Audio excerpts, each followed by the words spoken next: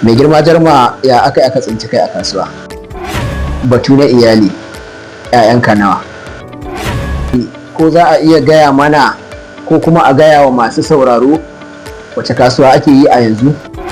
Bayan title ɗin makaranta cewar ka koyar, iya tsawon watanni 8 ka koyar ko kuma akwai wani abu da ya sake biyowa bayan nan? Ina ta faman kiran Jarma kasancewar ta sabuwar sarauta a wannan lokaci, ba mu sani ba ko tana cikin sarautun da aka gada a baya ko kuma cancanta da dacewa ce ta sanya aka naɗa ka mai girma Jarman Kunya. Za mu so mu ji wani irin gudunmawa bayan gudunmawar koyarwa da aka yi a wannan gari mai albarka. Za mu so mu ji wace irin gudunmawa mai girma Jarma ya bayar ga domin ci gaban matasa ta fuskar kasuwanci.